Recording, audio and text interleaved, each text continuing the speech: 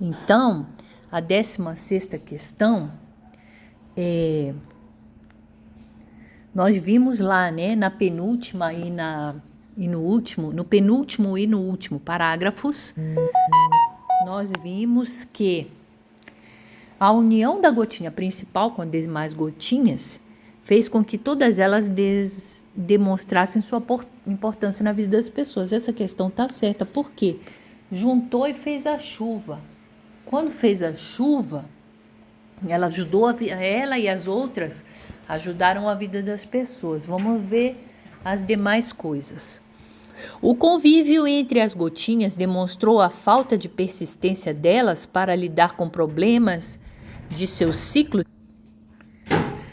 O convívio entre as gotinhas demonstrou a falta de persistência delas para lidar com problemas de seus ciclos? Não, né, gente? Elas não tiveram falta de persistência, tanto que elas se juntaram. Vamos lá. C. A relação entre as gotinhas explicitou suas divergências de comportamento e atitudes? Quer dizer que as gotinhas eram divergentes uma da outra? Não. Divergente é oposto, é contrário.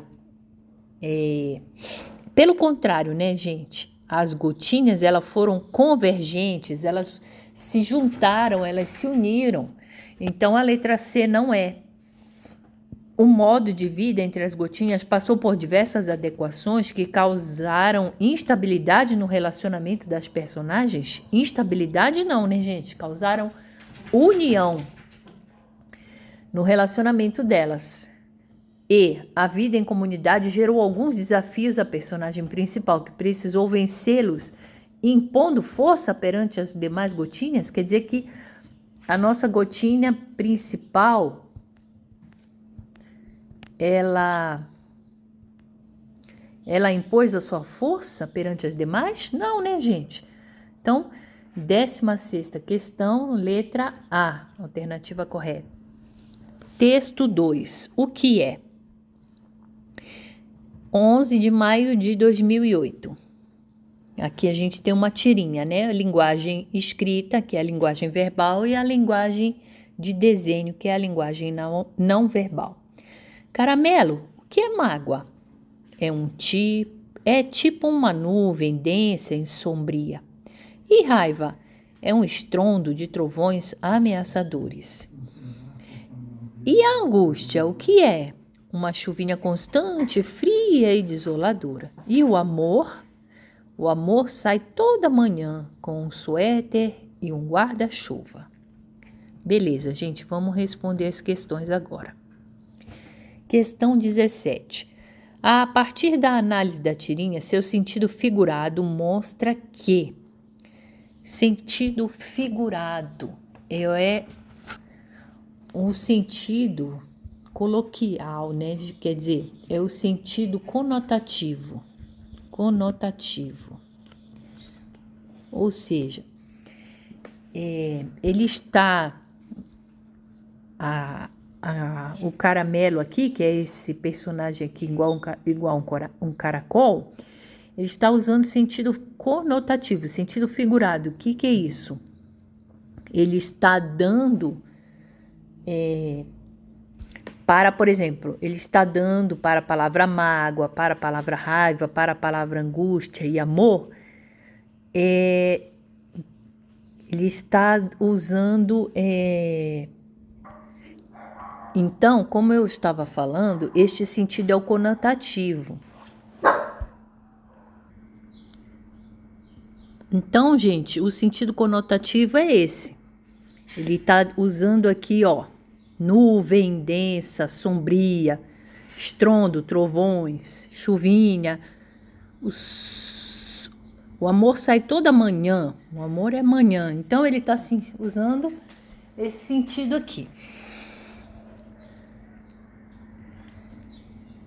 A partir, 17ª questão. A partir da análise da tirinha, seu sentido figurado mostra que a tempestade é combatida pelo amor, superior aos outros sentimentos, e o mais importante para lidar com as derrotas que vão se desenvolvendo no ser humano?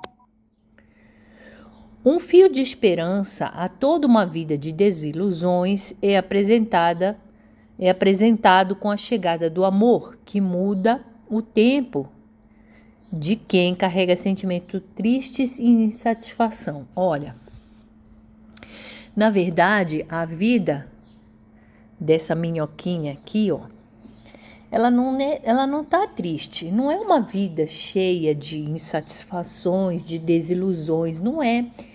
Ele é curioso, ele só tá querendo saber o que é mágoa, o que é raiva, o que é angústia, o que é amor, certo? Então não é a letra B, né? C. O amor aparece no final da jornada para iluminar um dia de tempo ruim, transformando todo medo e desespero em algo resplandecente e que traz esperança. O amor aparece no final da jornada para iluminar um dia de tempo ruim. Não teve dia de tempo ruim, né, gente? Ele está perguntando as coisas.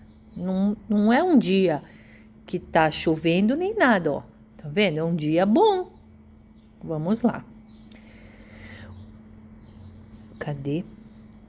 A partir da análise da tirinha, seu sentido figurado mostra que uma apresentação de sentimentos negativos em relação a diferentes fenômenos da natureza é interrompida pelo sentimento de amor que busca proteger-se disso. E o amor, o que é? O amor, ele sai toda manhã com o suéter e o guarda-chuva, verdade. O amor aqui, nesse sentido aqui, ele está se protegendo, né? Protegendo, certo? O amor está se protegendo com o suéter e um guarda-chuva. O amor, ele é precavido, certo? Ele é precavido, ou seja, ele está se protegendo dessas outras situações aí. Vamos lá. A tirinha demonstra, né? A análise da tirinha no seu sentido figurado mostra que temos uma apresentação de sentimentos negativos em relação a diferentes fenômenos da natureza, certo? Em relação a diferentes fenômenos da natureza, certo? É interrompida pelo sentimento do amor que busca proteger-se disso, certo também. A bonança diante do temporal é afastada pelo amor e ampara quem sai de casa protegendo contra as situações ruins que são desenroladas na vida humana? A bonança diante do temporal é afastada pelo amor? Não, ele está dizendo que o amor, ele se previne, né? Então, não tem temporal. A bonança diante do temporal é afastada pelo amor, quer dizer que o amor afasta a bonança? Não, né, gente? Letra E não é. Então, 17, letra D de dado. Essa questão é difícil, tá, gente? Vamos lá. 18ª questão. Vamos analisar. Com relação aos textos 1 e 2. 1 é a gotinha e 2 é o caracol, certo? Ambos apresentam uma mesma relação temática entre fenômenos da natureza e sentimentos, de modo que no primeiro texto há uma modificação do ciclo de vida da gotinha para ciclo da água, enquanto que o segundo texto estabelece uma substituição dos sentimentos pelos elementos da natureza por meio do sentido figurado. Bom, vamos lá. Na segunda alternativa, tá certo, né? Eu tenho uma substituição de sentimentos pelos elementos da natureza por meio de sentido figurado. Mas na primeira, eu não tenho uma modificação no ciclo de vida da gotinha para o ciclo de água. Não ocorre isso, né? Na verdade, o texto 1, quer ver? Vamos ao texto 1. Aqui. o texto 1, eu tenho uma comparação do ciclo de vida da gotinha com o ciclo de vida da água, porque a gotinha, ela faz parte da água, né? Então, ó, era uma vez uma simples gotinha de água que vivia em alto mar. Uma hora ela vivia numa calmaria e na outra ela vivia sob tormentas. Ela, uma pequena gotinha, nada podia fazer e para proteger-se das tempestades, se juntou a milhões e milhões de outras gotinhas, que assim formaram um grande oceano. O sol insistentemente a aquecia e ela, não podendo resistir, evaporou. Olha aqui, ó. Tá vendo? Viajou por milhares de metros acima do mar. Triste, achou que ficaria perdida no espaço. Sozinha, sem nenhuma outra gotinha por perto, viu que, se assim continuasse, iria sumir. Um belo dia encontrou um senhor forte chamado Vento, que lhe deu um sopro de esperança. Com isso, vagou por alguns dias até encontrar outras gotinhas e assim formar uma grande nuvem. Olha a condensação aqui, né, gente? Então tudo apareceu bem mais suave. E logo outra gotinha chamou suas amigas e juntas chegaram à conclusão de que a vida no mundo das nuvens estava meio saturada. Viajaram, pois, por dezenas de quilômetros e, por fim, encontraram um pequeno e árido vilarejo. Certo, gente? Então, ó... E a pequena gotinha que se achava perdida no oceano, ó... E a pequena gotinha que se achava perdida no oceano e no espaço, tomou coragem e desaguou sobre aquele pobre vilarejo. E aquelas gotinhas que sozinhas não pareciam ser importantes, deram frutos capazes de alimentar aquele pequeno lugar. Então, gente, a gente está vendo aqui que esse texto 1, ele compara o ciclo de vida da gotinha com o ciclo de vida da água. Vamos ver? Então, olha só. 18ª questão. Ocorre no texto 1 a exaltação do ciclo de vida da gotinha frente ao ciclo da água? Não. Certo? Enquanto que o segundo texto estabelece uma repetição de ideias dos sentimentos e elementos da natureza, repetição de ideias dos sentimentos e elementos da natureza, não é uma repetição, ele está fazendo uma substituição, ó, dos sentimentos, ele substitui os sentimentos pelos elementos da natureza. Ou seja, ele está fazendo uma aproximação, o que é sentimento com os elementos da natureza. Então, vamos lá. Comparação entre o ciclo de vida da gotinha com o ciclo da água, enquanto que o segundo texto estabelece uma aproximação, né? Uma aproximação entre sentimentos e elementos da natureza por meio do sentido figurado. Essa questão tá boa. Contradição entre o ciclo de vida da gotinha e o ciclo de vida da água? Não é uma contradição. Ele está comparando como que é a vida da gotinha com a vida da água, porque ele fala, ela se juntou com outras gotas e formaram um oceano, depois elas se juntaram e formaram uma nuvem, depois elas desaguaram. Então, o texto 1, ele faz uma comparação do ciclo da vida da gotinha com o ciclo da água.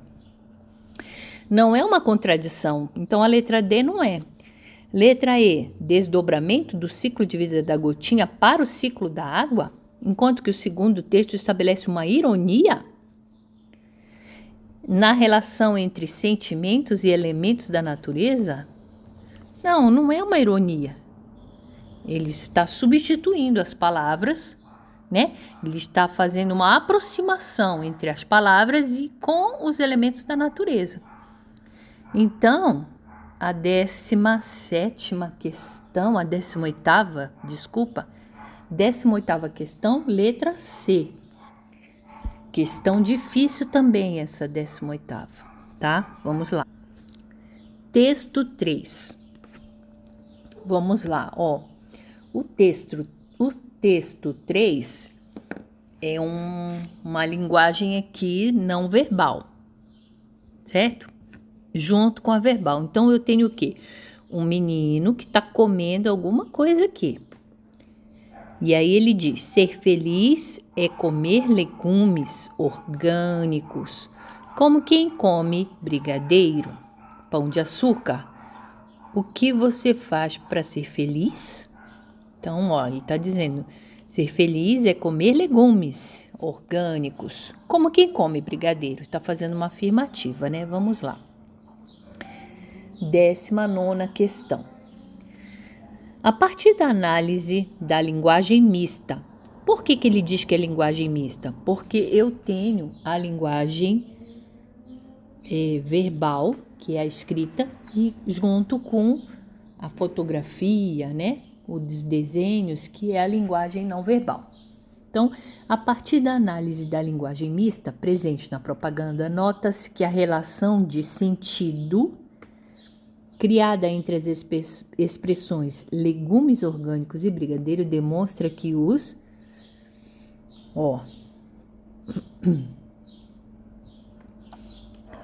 ser feliz é comer legumes orgânicos, como quem come brigadeiros. Então, o que ele está fazendo, essa propaganda aqui?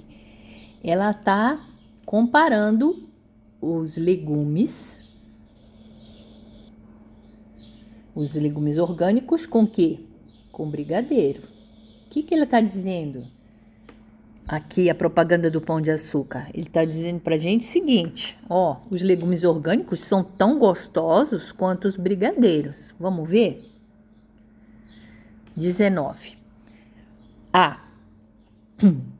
Ele quer saber, ó, qual é a relação de sentido entre legumes orgânicos e brigadeiros, certo? Legumes orgânicos são tão saudáveis quanto brigadeiros. Ele não está falando de saudável. Ele coloca assim, ó, ser feliz. A palavra é feliz, não é saudável. Ser feliz é comer legumes orgânicos como quem come brigadeiro. Então, ele está dizendo que não é saudável, é ser feliz, né? Brigadeiros orgânicos são tão nutritivos quanto legumes? Ele não falou de nutrição no texto. Legumes orgânicos, e nem tem brigadeiro orgânico, né, gente? Ele nem citou brigadeiro orgânico, ele falou legume orgânico e brigadeiro, não tem brigadeiro orgânico. C. Legumes orgânicos são tão benéficos quanto os brigadeiros? Benéficos? Ele não disse essa palavra. Ele usou a palavra ser feliz, é comer legumes orgânicos como quem come brigadeiro, certo? Então é gostoso. Ele está comparando, ele está querendo dizer que comer legumes orgânicos é tão gostoso quanto comer brigadeiro, é isso que ele está falando. Vamos continuar. D.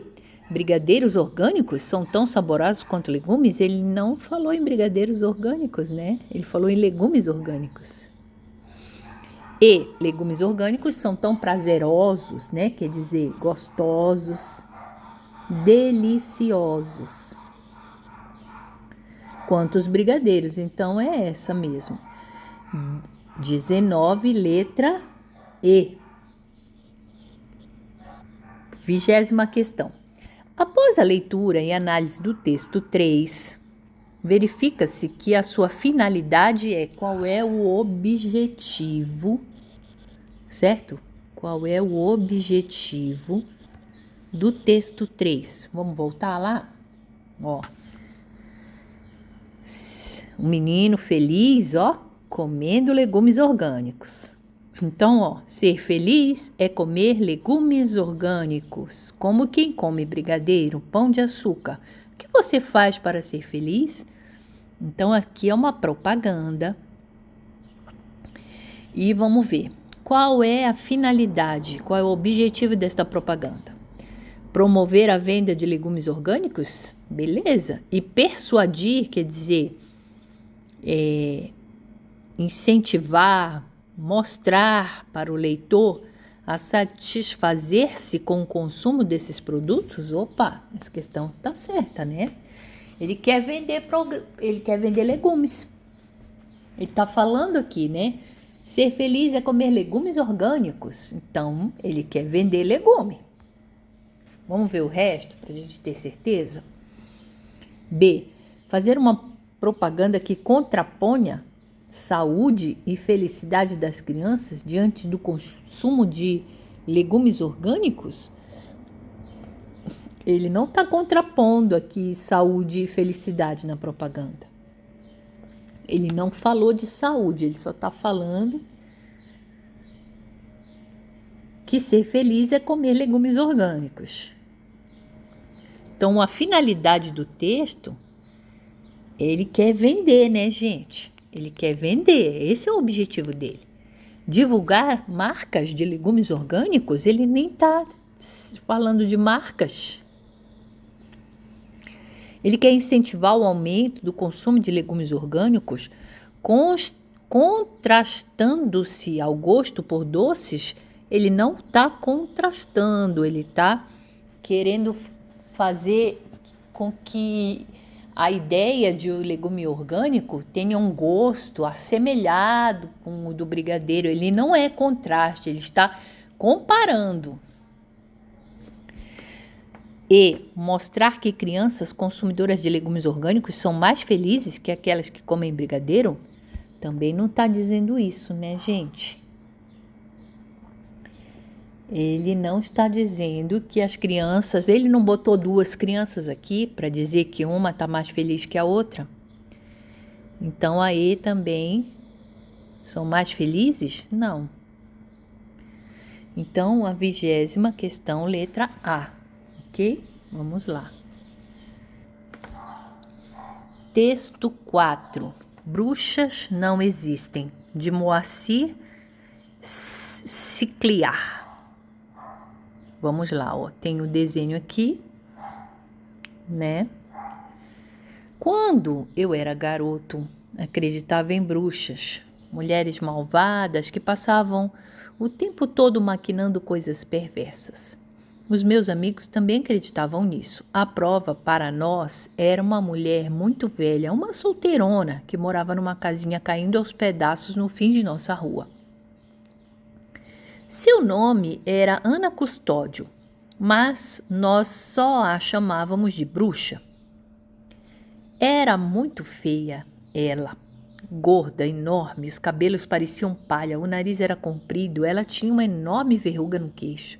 E estava sempre falando sozinha. Nunca tínhamos entrado na casa, mas tínhamos a certeza de que se fizéssemos isso, nós a encontraríamos preparando venenos num grande caldeirão. Nossa diversão predileta era incomodá-la. Volta e meia invadíamos o pequeno pátio para dali roubar frutas e, quando por acaso a velha saía à rua para fazer compras no pequeno armazém ali perto, corríamos atrás dela gritando: "Bruxa, bruxa!" Um dia, encontramos no meio da rua um bode morto. A quem pertencera esse animal, nós não sabíamos, mas logo descobrimos o que fazer com ele: jogá-lo na casa da bruxa. O que seria fácil. Ao contrário do que sempre acontecia naquela manhã, e talvez por esquecimento, ela deixara aberta a janela da frente. Sob o comando do João Pedro, que era o nosso líder, levantamos o bicho, que era grande e pesava bastante, e, com muito esforço, nós o levamos até a janela. Tentamos empurrá-lo para dentro, mas aí os chifres ficaram presos na cortina. "Vamos logo!" gritava o João Pedro, "antes que a bruxa apareça", e ela apareceu. No momento exato em que finalmente conseguíamos introduzir o bode pela janela, a porta se abriu e ali estava ela, a bruxa, empunhando um cabo de vassoura, rindo. Saímos correndo. Eu, gordinho, era o último. E então aconteceu. De repente enfiei o pé num buraco e caí. De imediato senti uma dor terrível na perna e não tive dúvida, estava quebrada. Gemendo, tentei me levantar, mas não consegui. E a bruxa, caminhando com dificuldade, mas com o cabo de vassoura na mão, aproximava-se. Àquela altura, a turma estava longe, ninguém poderia me ajudar. E a mulher, sem dúvida, descarregaria em mim sua fúria. Em um momento, ela estava junto a mim, transtornada de raiva. mas aí viu a minha perna e instantaneamente mudou. Agachou-se junto a mim e começou a examiná-la com uma habilidade surpreendente. Está quebrada, disse por fim. Mas podemos dar um jeito, não se preocupe, sei fazer isso. Fui enfermeira há muitos anos, trabalhei em hospital, confie em mim.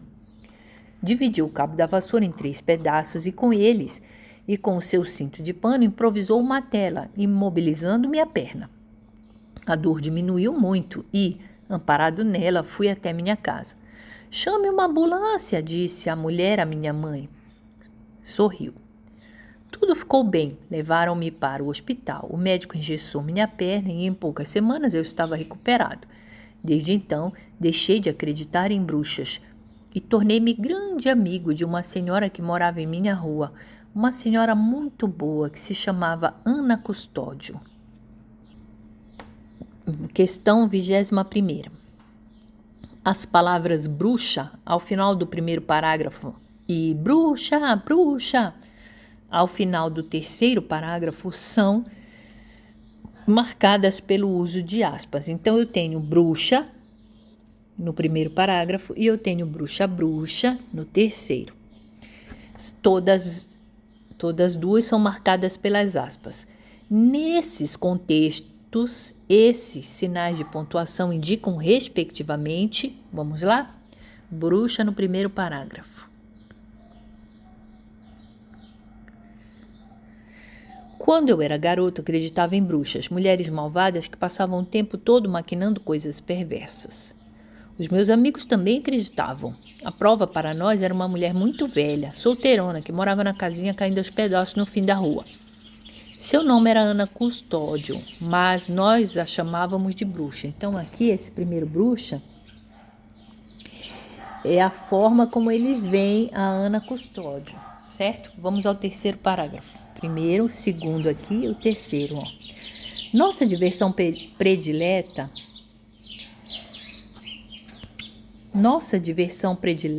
era incomodá-la.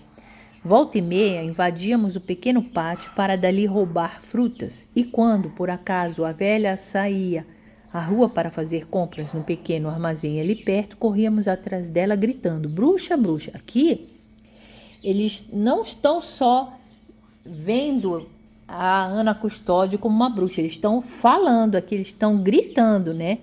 É uma voz, bruxa, bruxa, certo? Então, vamos lá.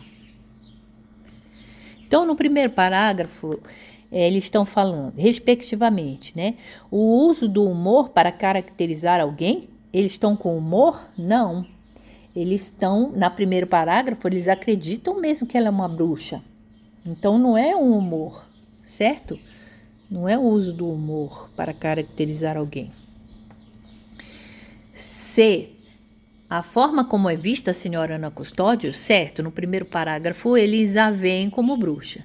E no segundo, bruxa, bruxa, eles estão falando para ela, né? Tu é bruxa, tu é bruxa. E aí, a reprodução da fala do grupo de meninos, certo. A letra B está certa. C. Uma gíria para se referir a Ana Custódio. E o modo, aqui é uma gíria? Não é uma gíria, né, gente? Eles se referiam a ela mesmo como eles a viam, não era gíria. E o modo como uma pessoa, não foi uma pessoa que gritou bruxa, bruxa, foi o grupo inteiro. D. O temor das crianças diante da personagem e a ênfase da ofensa destinada a Ana Custódio. A primeira aqui, bruxa, não, ela era a forma como ela era vista e não o temor das crianças diante da personagem. E uma saudação à personagem não era uma saudação. Tá, então, 21ª letra B de bola, tá, gente? Que essa daqui, primeira bruxa, é como ela é vista, e a segunda bruxa, bruxa, é que eles estavam reproduzindo, né? Estavam falando, gritando para ela, sua bruxa. 22ª. No momento em que os garotos tentaram arremessar o bode pela janela da casa de Ana Custódio, a senhora apareceu na frente deles e pôs-se a rir da situação? Acabara de chegar do armazém, flagrando o grupo? Não, gente, vamos lá. Ela não estava, ela estava em casa, não é? Ó. Um dia encontramos no meio da rua um bode morto. A quem pertencia esse animal nós não sabíamos. Mas descobrimos o que fazer com ele, jogá-lo na casa da bruxa, o que seria fácil. Ao contrário do que sempre acontecia, naquela manhã e por esquecimento, ela deixara aberta a janela da frente. Sob o comando de João, levantamos o bicho, que era grande e pesava bastante, e com muito esforço nós o levamos até a janela.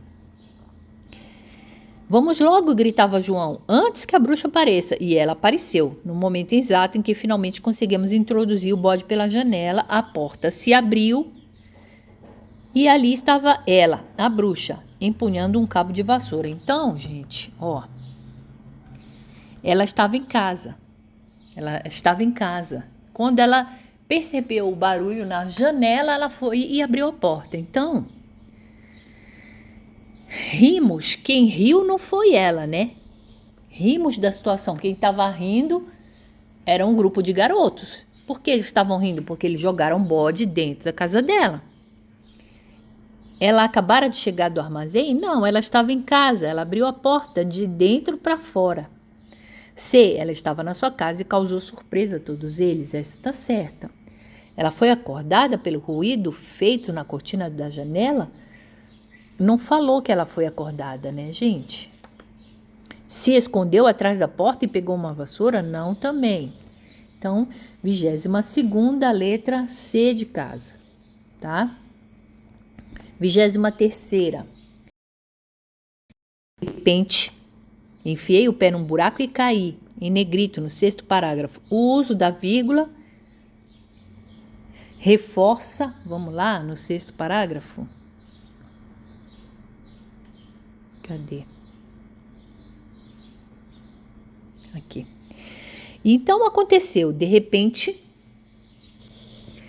enfiei o pé no buraco e caí. Então vamos lá, 23ª questão. De repente, aqui, né? Enfiei o pé no buraco e caí, em negrito. O uso da vírgula reforça a simultaneidade de ações. Ó, de repente, esse aqui é o tempo, né? Um advérbio de tempo. De repente quer dizer rapidamente, quer dizer, de repente é tempo, tá? De repente, enfiei o pé no buraco e caí. Aqui é tempo, né? É um advérbio de tempo. Para que serve essa vírgula, né? Isso que ele quer saber. Reforça a simultaneidade das ações? Expõe uma ideia de ação inacabada? Não, a ação não é inacabada, né? Introduz a referência de um lugar? Ele não está introduzindo, a vírgula veio depois, né? Depois da referência de lugar. Então, não está introduzindo, porque na verdade, nem é lugar, é tempo. Aqui, ó, é tempo, tá? E não é lugar, é tempo. Indica uma contrariedade de ideias. Aqui eu não tenho contrariedade de ideias entre o de repente e enfiei um pé no buraco e caí. Não tenho contrariedade. De repente, a vírgula, o que ela faz? Separa uma expressão de tempo. Então, 23, letra E. Certo? Letra E. 24ª questão. A partir da análise dos elementos coesivos destacados no trecho a seguir, elementos coesivos são elementos que podem ser pronomes, podem ser conjunções. Eles servem, para que servem os elementos coesivos? Para eu fazer a coesão, né, entre as orações e eu não ficar, por exemplo, repetindo um substantivo, ficar repetindo a palavra. Então, eu vou usar os elementos coesivos, certo? Então, a partir da análise dos elementos coesivos destacados no trecho a seguir, retirado do penúltimo parágrafo, dividiu o cabo da vassoura em 3 pedaços e com eles quem? Os pedaços, né? Aqui, ó, tá vendo? Esses são os elementos coesivos. E com eles quem? Os pedaços, certo?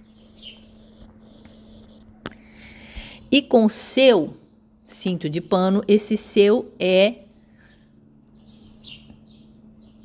o cinto da bruxa.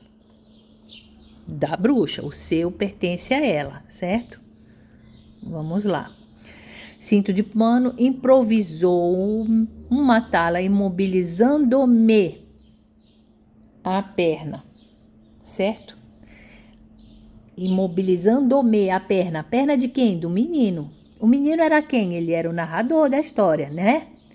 A dor diminuiu muito e amparado nela quem? Na Ana Custódio, na bruxa, né? Na Ana Custódio. Amparado nela quem? Na Ana Custódio. Então, ele quer saber, conclui-se que, né? Quais são os elementos coesivos aqui, se refere a quem, certo? Então, vamos ao primeiro, ó. E com seu cinto, de quem era o cinto? Certo? Era o cinto da Ana Custódia. Então, o seu refere-se a cinto? Não. Refere-se a cinto de pano? Não. Seu refere-se a Ana Custódio. Porque o cinto é de quem? É da Ana. Seu cinto, cinto da Ana. Não é refere-se ao cinto, refere-se a ela, certo, gente? Imobilizando-me, a minha perna. Então, esse me está se referindo ao narrador. Então, ó, continua D e a E certas, né? A dor diminuiu muito e amparado nela quem? Na Ana Custódio. Nela não é a dor no menino, nela é a Ana Custódio. Então, vai ficar assim. O seu refere-se a Ana Custódio, o me refere-se ao narrador e o nela refere-se a Ana Custódio. Então, essa aqui é a certa 24ª questão, letra D de dado. Beleza, gente? Então, até a próxima prova. Fiquem com Deus.